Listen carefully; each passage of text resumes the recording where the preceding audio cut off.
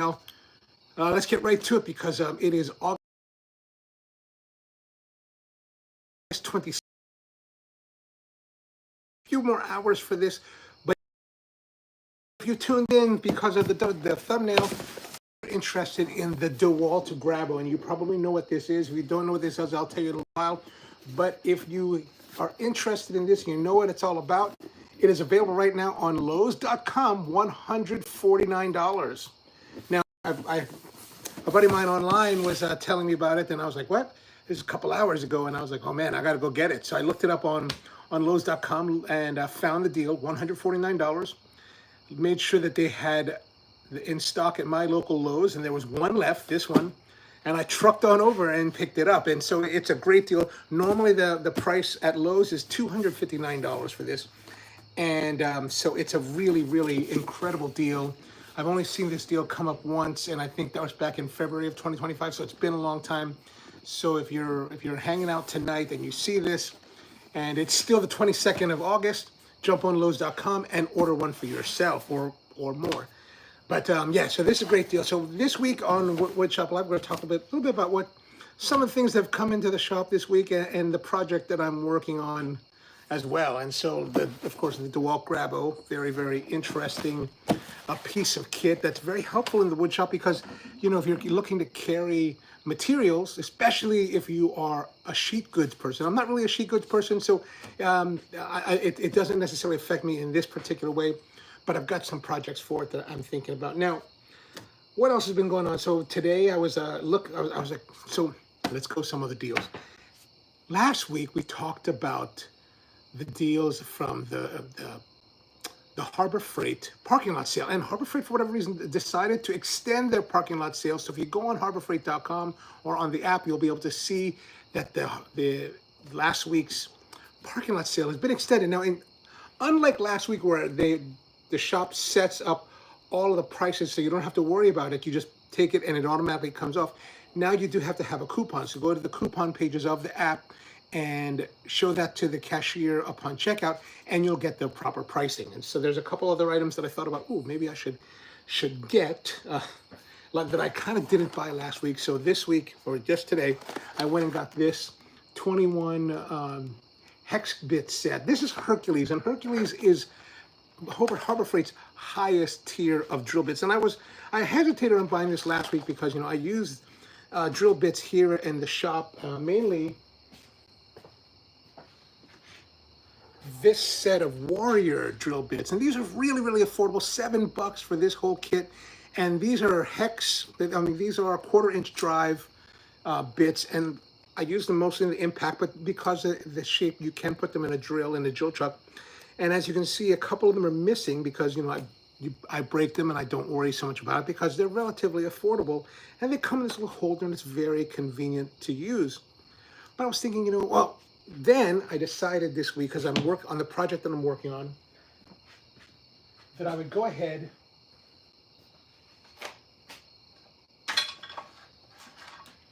and try out these Warrior brad point drill bits, right? And they're okay. I mean, they're and because what I'm doing is, you know, like these I just use for whatever I want. Any kind of hole I need to put in, I'm just using this. So I'm not really worried about it, and usually it's a handheld drill. But the project that I'm working on this week, I was like, look, I need to drill more precision holes, and these were just not cutting it. These are wobbly, you know, because of the I forgot the name of the point that's on this, but you know, it's not necessarily very, it's not very locating friendly. So you really do need to punch it with an awl or center punch just to make sure that the bit doesn't wander with these type of bits. Whereas the brad point bits, and this is the one from the Warrior kit, it's only like $8, has these pins, these points at the end, very, very sharp points, which really dig into the surface of your wood and really locate it well so it doesn't wobble. And that's a really wonderful thing. And my presumption now is that if I put it into a drill, a handheld drill, they'll probably work fine. But I was actually putting them into the drill press, where, you know, it's rotating pretty fast, and man, the chatter was just terrible. Like it was tearing up the workpiece that I was working on. So I got kind of upset, and I was like, all right, I'm just gonna go down to Woodcraft and bite the bullet and get me some nice fish bits. So I bought this kit from Fish. It's how many pieces is this? Is an 8-piece metric brad point set, and excellent quality. I've used Fish Forstner bits in the past, and they've always been very, very solid. German made, and you know, it's not cheap. It's 50 bucks, like $48 for this kit. But I tell you, you know, it's awesome. It works great, so much better than the other ones. And if you're looking for something to drill precision holes that are critical to your project, use these. When you're just drilling holes, you know, these are perfectly fine, or probably the other ones could be perfectly fine, especially for handheld drills. But in a drill press where you want precision, do yourself a favor, get yourself some quality bits. And so I'm hoping that these Hercules will be kind of similar to that. Like I'm planning on just kind of eventually replacing this with these, you know, especially as they fall out of the holder, or maybe I'll use this holder. I haven't quite decided. But this is normally I want to say it's $29 for this 21-piece kit with the 1/4-inch drives. And with the 40% off coupon, I mean, it's like $18, $19. So really good deal, like very solid deal. And you know, the Hercules is their top of the line thing. Titanium drill bits, I don't know what that means. Maybe it means coated or something like that. But this might be a good buy for the wood shop. Something else that might be a good buy for the wood shop at the sale are these Pittsburgh F-style clamps. Now, I know a lot of people online don't like these Pittsburgh F-style clamps, but you know what? These are 6-inch clamps.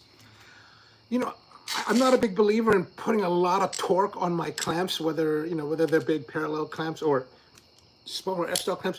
You just want enough pressure to lock it in and make your joint, and you don't really need too much.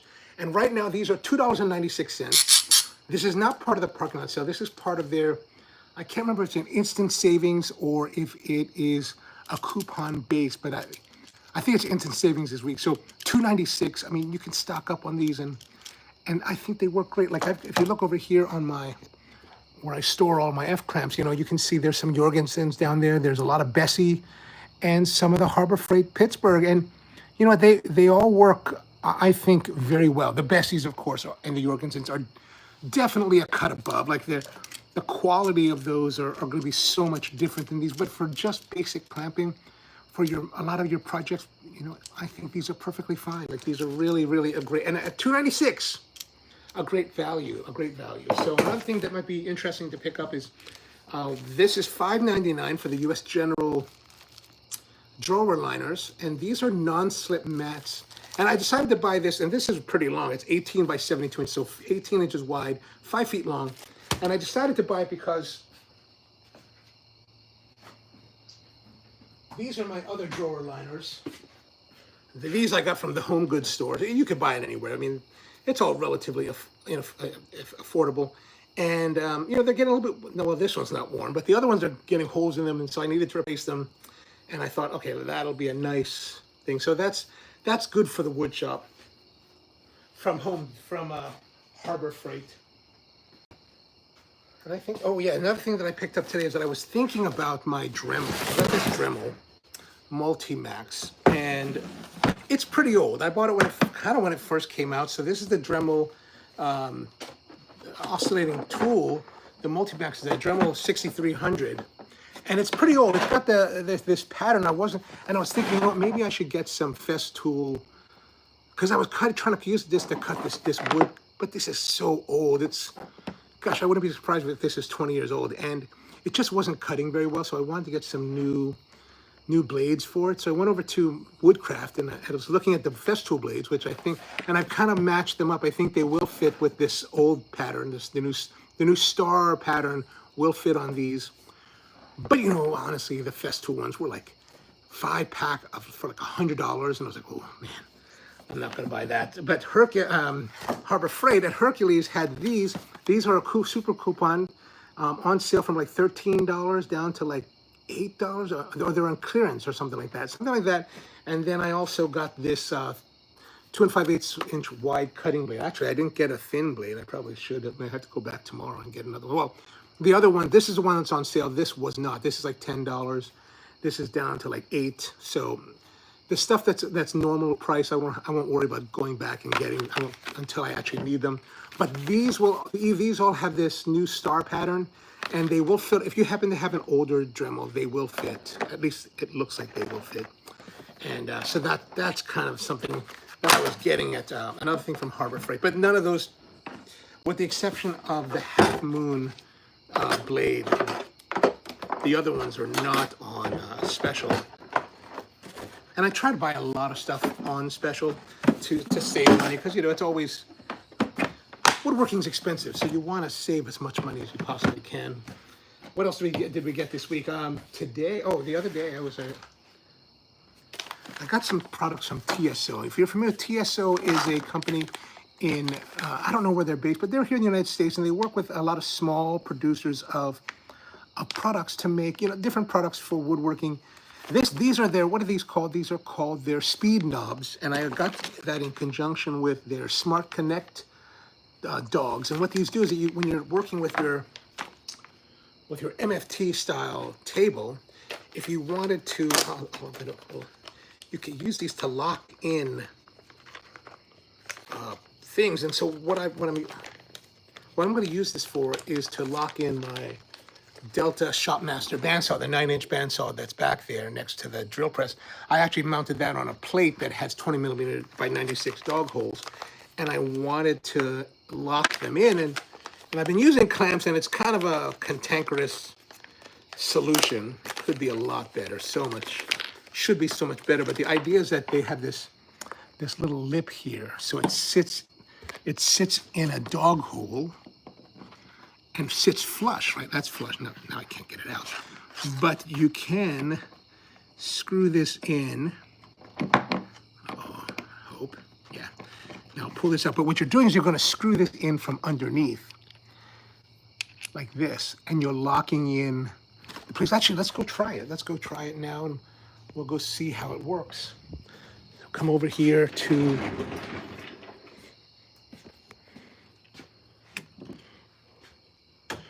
our setup. As you can see, I've got a plate that it sits on, and we just need to, and I've got it clamped down over here, so we'll pull that clamp off. And now the drill press, now the bandsaw will be free. So the idea is that we're going to maneuver this so that there's the holes match. And it should work, because it's supposed to work with two, what do you call it? It should be working with 2 3/4-inch boards. Now it's just a matter of lining it up correctly. Is that not going through? Okay, let's go here. So we're going to line that up. Hopefully.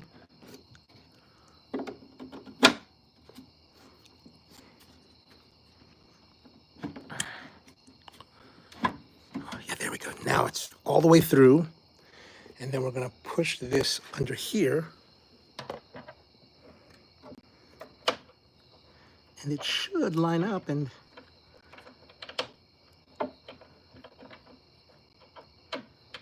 there we go. Oh, maybe not that way.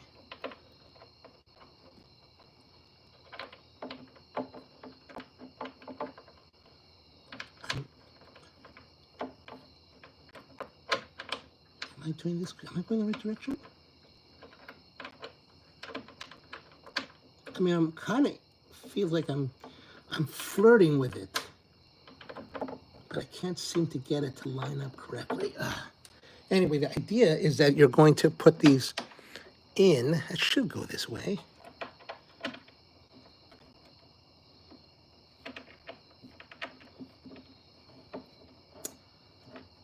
Oh, there we go. Of course, it's like rubbing up against the wall of the cabinet.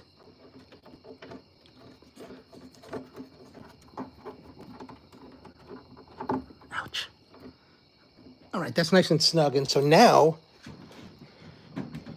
it's secure. And when you put 2, if I've drilled the holes correctly, then it will hold and you can mount whatever you want. And so that's the nice thing about these TSO bench. What's it called? TSO Smart Connect dogs. The Smart Connect dogs are from the Ron Park Connect collection, which is, if you're not familiar with Ron, he's the guy that kind of like promotes this style of workbench, the torsion box style, and it's actually really nice. Actually, the interesting thing when I was building the torsion box was that these are 3/4 inch panels, and they're pretty heavy. And then once you cut the holes in them, man, suddenly it gets dramatically lighter, and you're like, wow, that's really nice.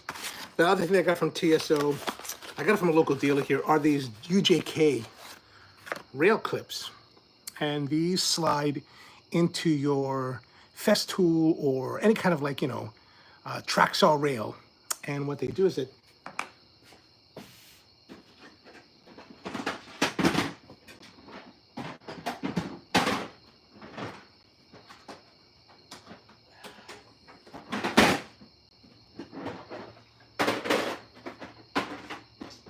they are supposed to work with tall dogs. I should have just got these all to get prepared. I do need to get taller dogs. But so like these are UJK squeeze clamp dogs. And what the idea is that you're going to put it on here, I think like this, and it locks in like that. So that, and it also, it will go in like, it will move up and down, so that as you need to change the height of your material, you can use it. I need taller dogs. But these go in here, and then these go like this. And then if you imagine the rail, and so these are kind of like, these were $18.95 for the rail connectors, and then the knobs are $18.95, also kind of expensive for knobs. And then $17.95 for the Smart Connect dogs, which, it looks like they're going to work, and that's really going to make me happy. It's been a big thing for me to solve. I'll put that away before I lose everything.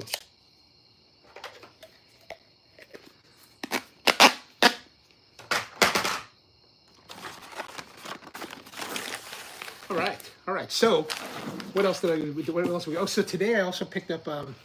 Last week I was telling you about that I got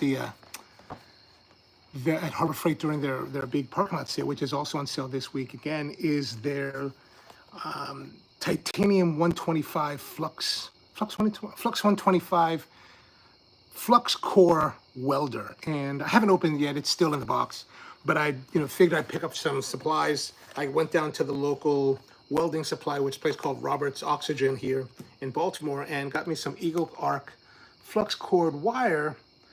And this is in what is this? This is 0.030 inches, the smallest of the wires.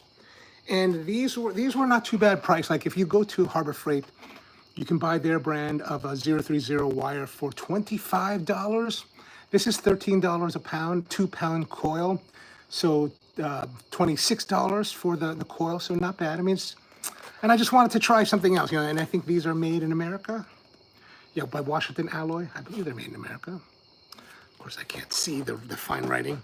Another thing I wanted to pick up, I saw at the welding store, was that this is a company called Trust, and they make different welding gloves, a lot of different welding gloves. There's a few brands that they have out there. And again, I just kind of wanted to, not buy everything at Harbor Freight, but these are really interesting because these are designed theoretically for TIG welding, which is a completely different style of welding than flux core. Flux core is very similar in style to MIG welding, where it's feeding a wire. Another big difference between the two is that the MIG welder feeds a solid core wire. The flux core feeds a flux cord wire, right, where there's the wire surrounds flux that's inside, and as the arc is being made, it does what it does. And MIG welding uses argon gas to create a stable environment around the arc, where this does not. But it's a different style of welding, and TIG welding is a different style of welding. And so they had different gloves for different welding styles, stick welding, TIG, MIG, and all that. And I was like, these are really like I think they're lamb skin or something, kid skin, and like it's for leather gloves. They're very thin now. They're white, so it's probably a bad idea for like cleanliness, especially when you work with metals. But man, the feeling, like it's thin enough so that you can get good feeling. Sometimes you don't. It's like when you wear thick gloves, you're kind of like, am I really holding anything? But these, man, these are, oh man. So these were cheap. These were like 20.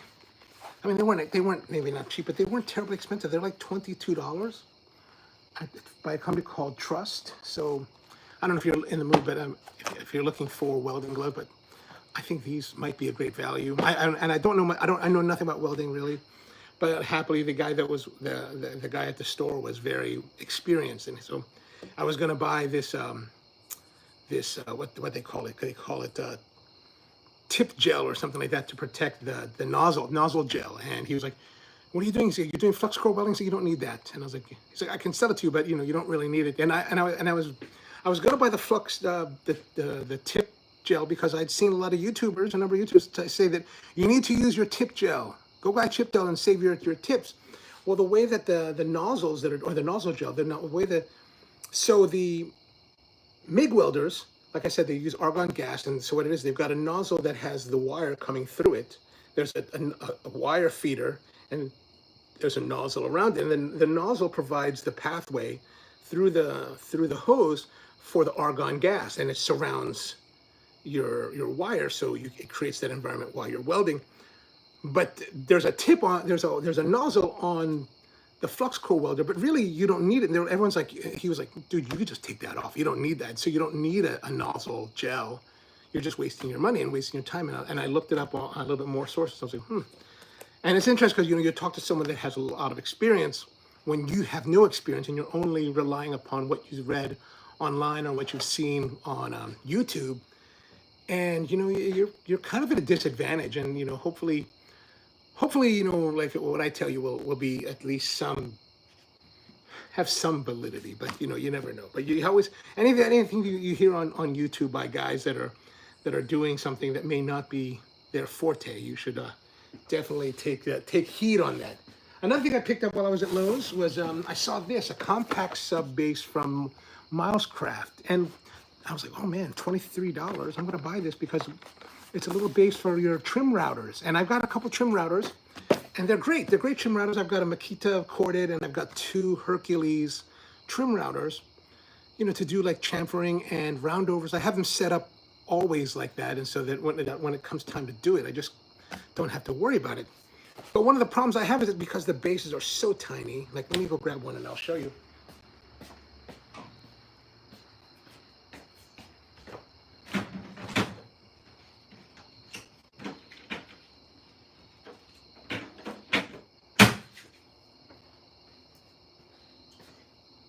Okay, here we go. This is the Hercules trim router. As you can see, I've got a chamfer bit on here, a 45-degree chamfer bit, and it just set up this way, and I put some tape because I was like chewing up a piece the other day because I was trying to route with it, and it's got this metal base, and I didn't have the plastic, and I was like, I want something with a little more control, especially when you're on the edge of you're on the edge of a piece and it's all wobbly. By having something where you can grab like this, it'll just give you more stability, and that's kind of what I'm looking for. And that was $23 at Lowe's, or they don't have this at Woodcraft, which is kind of disappointing.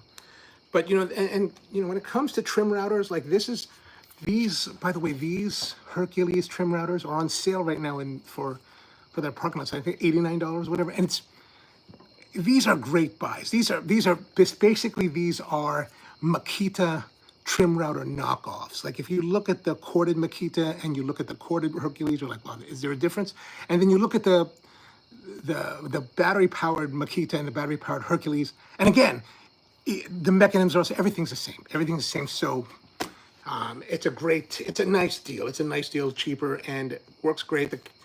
You can get the 5-amp battery, which I haven't, but that's a monster battery. I'm really waiting for Harbor Freight to put the 2-amp-hour battery on sale because, you're not routing for like an hour. You're routing for like, a couple passes and then you're done. And so the smaller battery would make this less unwieldy. Now, one thing you can keep in mind, I got a second one of these this past week or so, because I was at my Harbor Freight and they had a return, and it was discounted. And then the day that I was there, they had 30% off, and I was calculating, and I was like, man, that's $35. And the guy was like, well, you know, if you wait till tomorrow, Sunday, it'll be 35% off. And I was like, 35% off would be $30. So I'd save $5. And I was like, you know what, I'm just going to buy it now. So I have my twin routers already. So keep in mind when you go to tool stores, and that's you know, any tool store, look for their deals, look for what they have on discount, maybe returns or something. I think they're really great ways to get nice tools on discount. Even the used market, if you have the patience and stomach for that, you get really great deals on that, the used market. All right, so let's get to our main gig of tools for today, our DeWalt Grabo. Now, if you're not familiar with the Grabo is a vacuum clutch, I guess you'd say. What do they call it? A Grabo lifter. So Grabo is a company that came out with their own version of this, and it had an internal battery. Now, DeWalt licensed it from them and made it into their style, and wanted to release it with a separate battery. Like the other one, the regular Grabo, you have to recharge by plugging into the wall. And it looks pretty much the same as this one, but this one you just use the DeWalt battery. So if once the battery runs out, all you have to do is replace it. So let's get into what we got in here. Now, so when you get the Grabo version of this, it comes in a bag, in a kit. This, we have our DeWalt. We've got, I guess, a cover of some sort. Some kind of felt pads. And then, of course, our directions. Wonder if it'll tell us what the pads are. Anyway, we'll worry about that later. So this is the Grabo, and what it is, it's a vacuum pump that has a pad that seals on your workpiece, and there's a plate that covers the vacuum seal. So there's a seal here, and a little bit of padding here, just because it's gonna compress down onto your piece, and then there are these channels that suction, that bring the suction, that pull the vacuum, and then when you release it, there's a way to how do we release it? Oh yeah. By pressing this button, it opens up the channel, and then you can release it and go with it. So it's a very simple design, really nice design. Now let's see how it works. Now the pad itself is rather large, so you want to have it. You got to have a workpiece that's big enough to fit the pad. Now, if you're using cheap goods, not a big deal. Right? This is a smaller piece. This is actually a piece of Hawaiian core that I picked up. And so, okay, well, that'll work. Now, we're going to take our battery, 20-volt batteries from DeWalt, put them in, and then we're going to, oh gosh, I don't remember how to do this. I think this is the power switch. Yep, power switch. And then this is the go button, and this is the stop button. So we're going to put this on here. And we're going to hit the, that's the backwards, isn't it? So let's go this way. Okay. Hit the go button.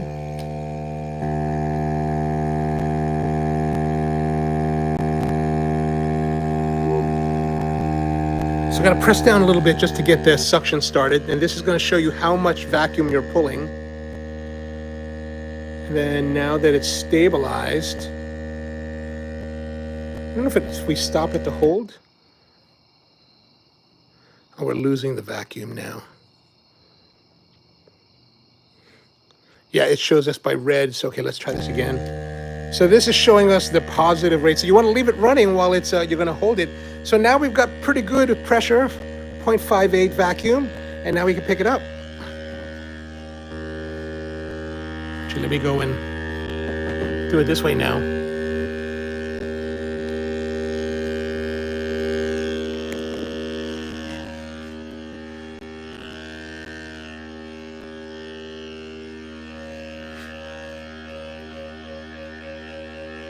And it's going to hold it. So yeah, that's pretty nice. And then if we have the stop button. So it has a safety lock, so you just can't press down. You have to press down here and then press. I guess we just turn that off, and it just normally bleeds out. I don't remember. I do have a Grabo. I've got the original Grabo that I haven't really used because I'm working on a project for it.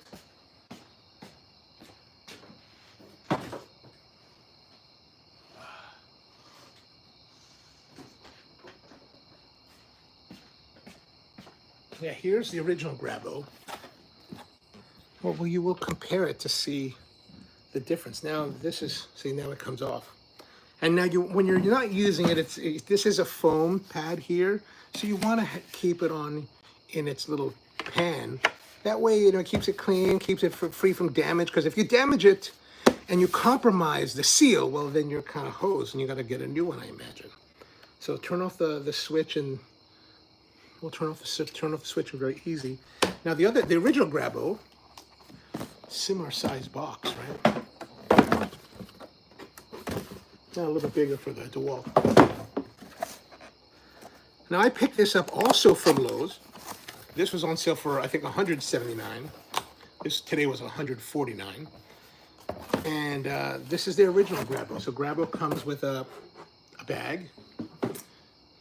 So kind of a nice little kit here. Open it up. And there's a charger in here as well. There we are, we got the Grabo. And so here in the Grabo, it's a lot more simple, right? It's got a gauge, so instead of having the digital readout that the DeWalt has, which is actually a real nice feature, this just has a analog gauge, power switches here, and then the same functionality. So the little cover, though, is not as robust. The one on DeWalt is nicer, but I think the DeWalt is even bigger. No. They're about the same. Yeah, they're the same. The housing of the DeWalt is slightly bigger, but the actual pad is going to be the same. Everything. And I like the contrasting colors of the Grabo original. So we're going to turn the Grabo on. Again, there's a switch here in the bottom that I don't remember how to turn on. There we go. And there's nothing to say that it's on. Let's see if it actually is on and working. It has been sitting around for the last couple of months without being used. Oh yeah, it is dead in the battery department. So we're gonna have to recharge it. My apologies. Yeah, so the battery comes out here. Oh, that has to come out to charge. So as you can see, there's a little charging thing here. And let me plug this in while we're talking, and then we can come back and try it a little bit later once it has some charge on it. So this is a little bit more. This is going to be a little bit more cantankerous an operation because of all the connections than having like the newer generation of DeWalt chargers. Like this is the newest generation of DeWalt charger that's super small and compact, and it's all like, together, and you just kind of slide it in and you're done, and it's plugged into the wall. This one, I mean, still not too bad, but not as elegant a solution.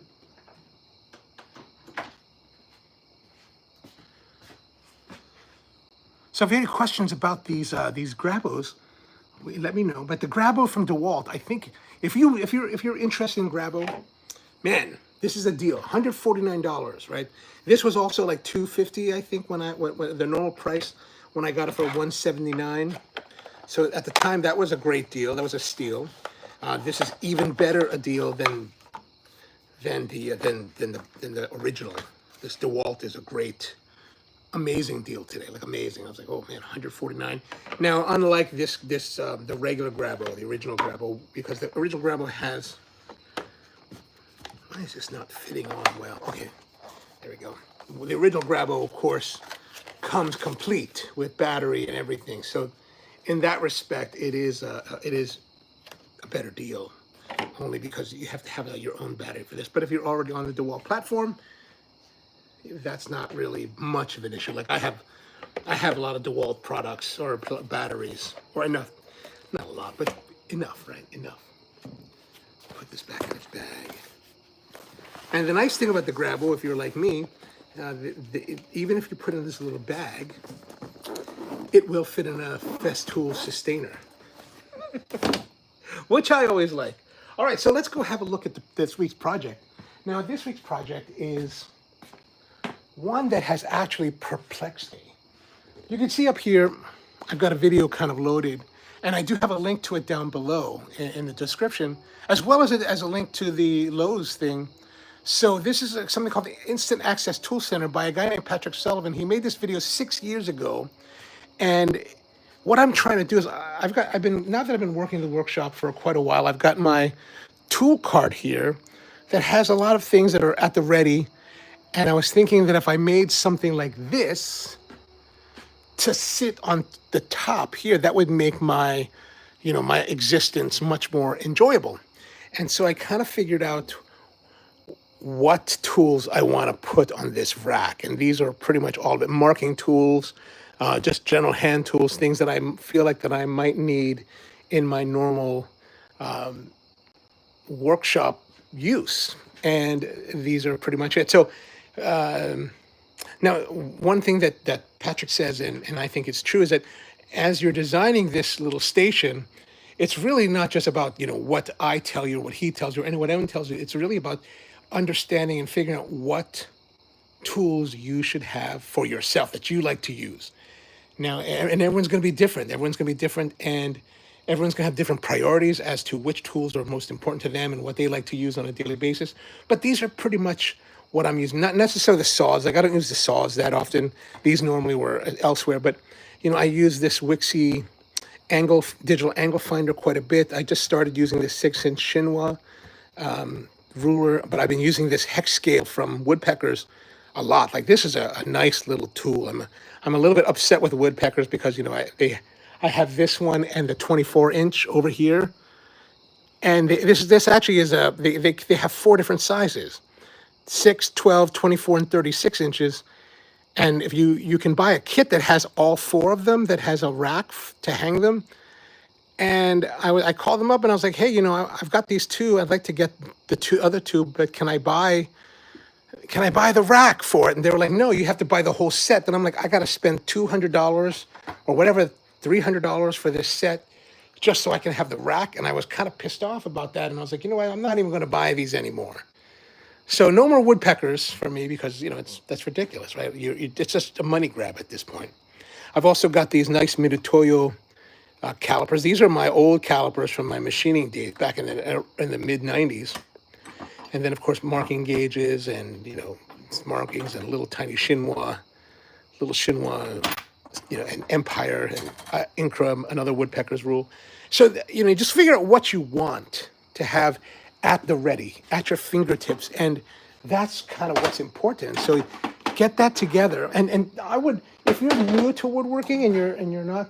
And you set up your shop, and I would say, take your time before you do something like this. Don't rush into making this tool center because you need time to really understand your workflow before you get into it, right? And so here it is. This is, if you look at the Patrick Sullivan video, this is almost an exact copy of it. 3 tiers, and it fits a lot of these tools. So I've got I cut out this V groove for the hex rule. Oh, that's kind of nice. It's kind of sexy. And then this goes here, I think. One of the problems is, you have to kind of remember. I do have a what do you call it? A key to it all. So you can put all this here and have everything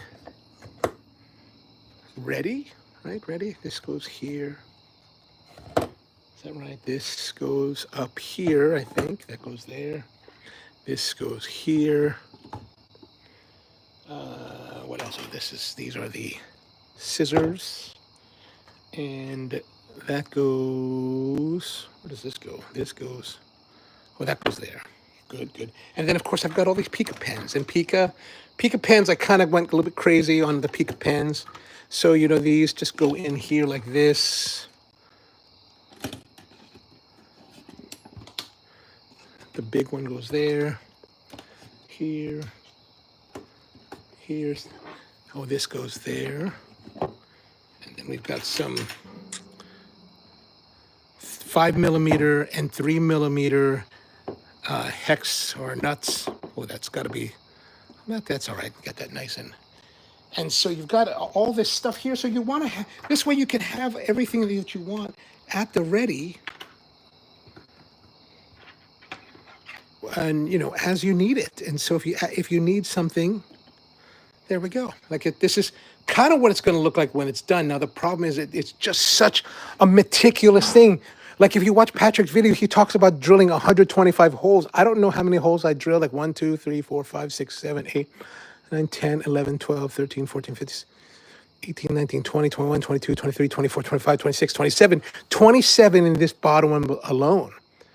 And then, you know, there's maybe equivalent amount number on the top. So, you know, 60 holes, plus I still have to drill the ones on this one, figure that out. And you just kind of figure it out. You just kind of think, what do you need? Like this is a, you know, a countersink bit. Here are those Warrior brad point bits. And then I've got my little Koa knife here. So you just kind of figure out what you want to, and on your station, and then you build it. But here I was using pine for the 3 major pieces are pine, and then I was like, you know what, let me put some accent pieces. So I've got a line of I ripped it in a piece of walnut, and I got some walnut here in the back. There's touches of walnut in that. There's also a touch of oak, like under here, some like, whoops. There under this is some oak. So if you ever pick it up and look at it, you'll see some live edge oak white oak under here. And then in the back is going to be a little riser. And there's going to be some ribbing that's going to go on the back. Let me show you that. And you can see kind of where I put the lines for, but the ribbing is going to go here. And it's going to give, you know, like, and then I'm going to put a panel over it, so that I can put like the Incra scale here. And like it says, you can see Incra, and it says 12-inch ruler, flush trim saw, and then I still have to figure out what I'm going to put on the back there. So there's a lot of things you can do. And then as you watch Patrick's video, you'll see that he's got on the side, he'll put a handle and then a place to hang tape measures. So it's quite a versatile, you can make it as versatile as you want. And I think it's a really interesting project, but it's also been a very meticulous project. Like, for example, these slots, you have to actually use 2 pieces. And then you're cutting the slots across the 2 pieces. You got to match them up. Now, if you were to look at this, like you can see here, they're not terribly expertly matched. Like this just shows the level of my craftsmanship at the moment. Not terribly good. And I did put the oak here because you cut all of these on. I cut all these on the table saw, and they're through cuts. So the bottom is also holed and exposed. So I took this piece of white oak and put that down there, just because it's going to be a little tiny detail that you can't really see. Now, as I've been trying to hold it together, you can see here on the side. Look at this gap. Why is there this gap? Like now, I've got to figure out where this piece went, how this piece went out of square. Is it from the oak? Is it from something else? I got to square it all back up, and that's going to be my project for tomorrow. I was like working on this, and I started this last weekend. Like I thought it would take like a day. Like I thought it would be really, really simple, quite fast to do, and no, it's really quite. It's very involved. It's very involved trying to figure it out. And like you can see here, you're using 6.5 inches of height here. So I'm using 2x4, so I didn't have anything long or wide. So I just kind of put 2 together, you know. And of course, I'm taking and this is, you know, pretty much Home Depot lumber, and I'm having I'm facing it. I'm running on the joiner, and then running it through the thickness planer, and then, you know, making it S4S again and nice and square to work with and clean, and then drilling it all out. And yeah, but it's a good project. It's a good project, fun project. You can see that the reason there's spaces here. Let me show you this part. Is because I'm using Patrick's idea of where did my oh, there they are. Back to the Warrior set. So I wanted to set the Warrior drill bits there, and then have a little space also that I've created for my, you know, for the ruler, for this folding ruler. And yeah, there it is. That's kind of this week's project. That's, like I said, it's taken a lot longer than I had expected. Much longer, but I think then I have to trim it all down, finish up. But once it's done, it's going to sit on the tool rack or the tool cart. And this is a great little thing for you to consider. It's another project that I got from a guy online who's not very well known. He was actually a restoration guy for Colonial Williamsburg and does like Smithsonian level type of work. But his is made all out of plywood. I just took a lot of like salvage wood. This is made completely with white oak that was salvaged from pallets. Like you can see the pallet holes here. And I dominoed the pieces all together. And here I put the French cleats on the cross members. You know, I mean, the cross members are there for structure, to build the structure. But, you know, I put the angled edges on them so that I could hang stuff. And then you can see I've got Harbor Freight, you know, $5 magnetic blah, blah, blah on it. And, you know, just kind of build it to your specs, to your thing, whatever you have doing. You've got some of these rocker clamps. These are Wera screwdrivers. Screwdriver set picked up at Woodcraft. Again, I made a plate out of the oak for the French cleat. And they hang there. And then on this side, I'm just off the French cleats. I'm just hanging the drills. And I put a little, like, one of the hooks that I had from, you know, lying around, some old hardware that I had. And that's where I'm putting the Isotunes, the fancy Isotunes Link Awares. Actually, these are really quite nice. And then around this, again, more magnetic stuff. And then on the front here, I've got a little cigar box. This is a feature that the guy that designed this actually had incorporated. And I was like, oh, let me use my little cigar box. One of my favorite cigars. This is the Roma Craft Revenge. And then there's two shelves. They just, you know, are kind of open. My bug slayers here at the ready. Another, you know, better respirator for VOCs. A total kit of Graz squares, machinist squares, and then some more hardware here. Some other stuff down here. A little Westward socket kit, and then a little Festool with my hand tools. A lot of the hand tools that I use. This is a lot of stuff that I want to have at the ready. A lot of my electrical tools are in here it came out of my electrical bag. And so this is a great little thing to have in your workshop. I really have, this is one of my favorite things. And you can see here, I basically took the bones, basically those wheels and the base are actually from here. This is Harbor Freight's $12 moving dolly. And right now it's on their sale this weekend. It's $8. And I'm planning on doing another little cart that will put my near field air filter. So basically it's a 20-inch box fan that I put a 16 by 20 by 4. And why this particular size filter? Because this is what they had at the local Habitat for Humanity restore. And it was super cheap. But it is a good thickness, and what you want, because of the volume of this fan, the 4 inches of material thickness actually works really well with it. And then I put a pre-filter on here just to preserve this, because, you know, it's getting a little bit dirty. So I put this on here. And what I try to do, this is kind of like my version of the Festool Cis Air.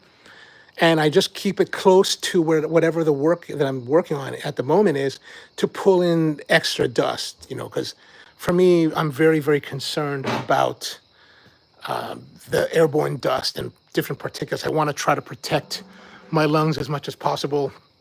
And so you can see up here, I've got a bigger air filter. Again, that uses a 20-inch box filter, box fan. And those are using MERV 15 filters, 20 by 20.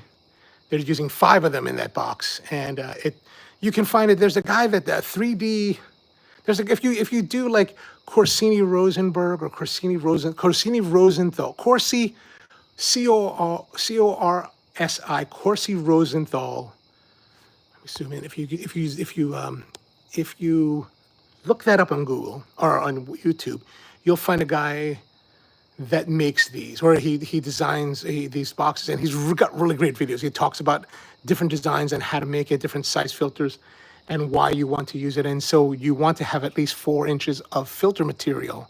And whether you get that through 1-inch filters stacked or 1-inch filters in a box like this, or in 4-inch filters or 1 4-inch filter, it all is pretty much the same as far as, you know, the airflow that you're working with. And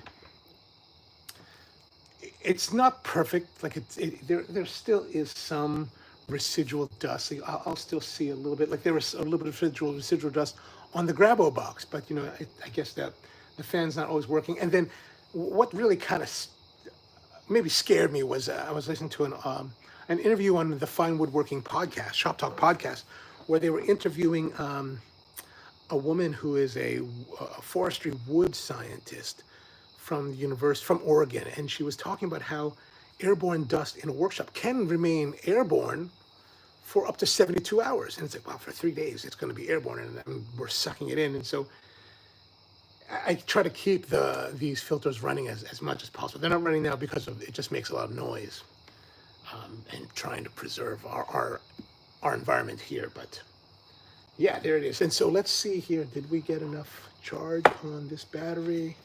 Let's just pull it and see. Maybe we can get this. That's a good comparison for our Grabo.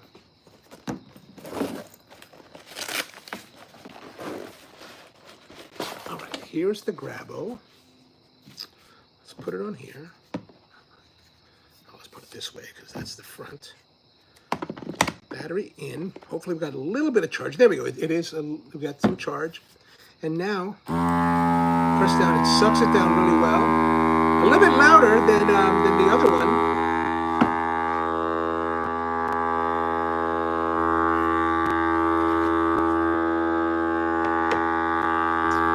So there it is.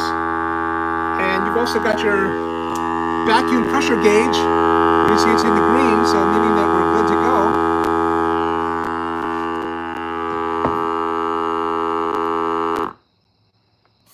There we go. That does release it. I'm sure that works the same way. Now, here's a couple things that are you know, to consider between the two. If you, in case you may be wondering, should I get the regular Grabo or should I get the DeWalt? Actually, using them right now, the Grabo, depending on how much you get it for, can offer you a lot of good value as far as having the battery built in. So whatever price you pay, you're ready to go. You just got to fully charge it, and then all is good. Whereas with the DeWalt, you have to make sure you have batteries, or you have to buy batteries to utilize it. Now, the DeWalt does have more ergonomics. It's got the capacity is going to be the same.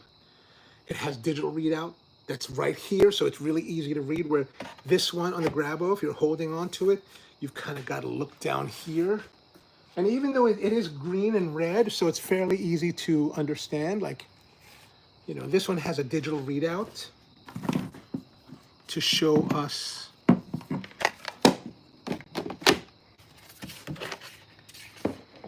right. If I turn this on, it's got the digital readout, plus it also has this gauge green to show you like how much suction it's pulling, and even a battery indicator. There we go. That does release the air again. So that's nice. That's nice. Also, what is nice about this DeWalt is the handle. Like, this is just a big round, you know, it's nice, it works, it's smooth or whatever.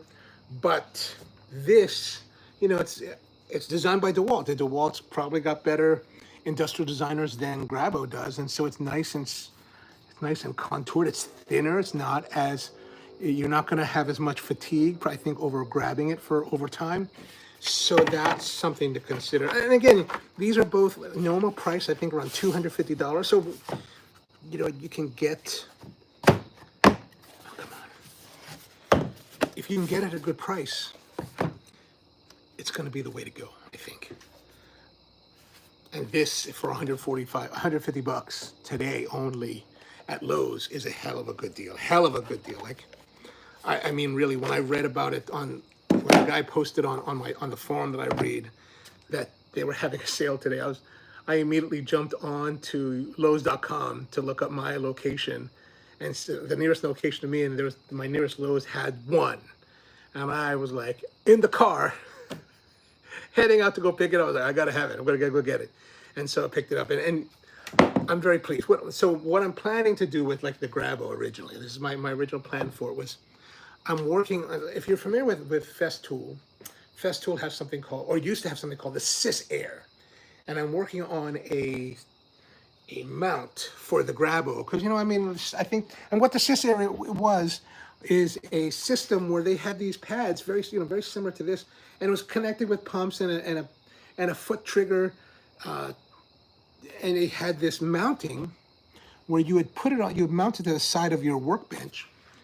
And, you know, it would tilt this way and be this way, and you would place your workpiece on it, turn it on, place the workpiece on it, and you could work on it while the vacuum system held it. And I wanted to build something like that using some clamps that I have, and that's what I'm kind of thinking about. I think that would be kind of nice. And so, yeah, that's what I'm thinking about for the Grabo.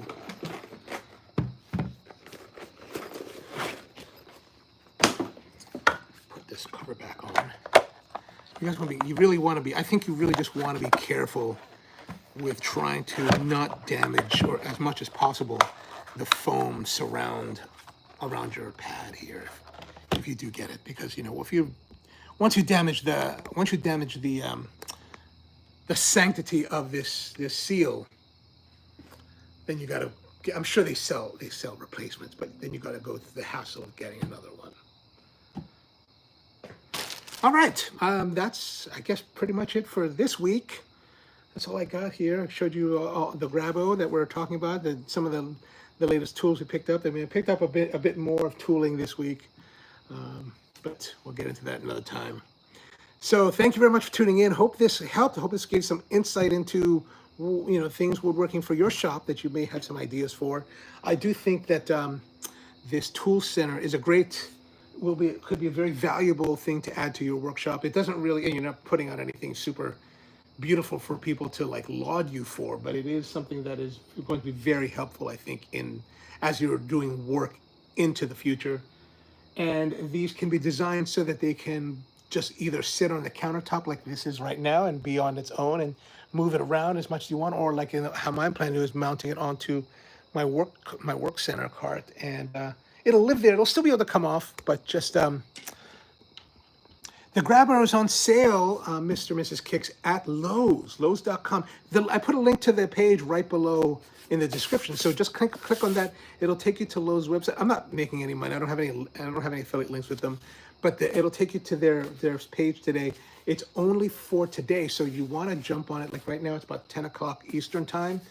When I looked online around 6 o'clock, they said 8 hours left. So it's probably good till midnight Pacific time here in the United States. So if you're interested, go jump online, Lowe's.com, and grab it. It's one of the best deals that I've seen lately. Like, this is $100 off from their normal price. This is when I went to the store, when I went to my Lowe's, the guy helped me find it, and the tag on the rack said $259.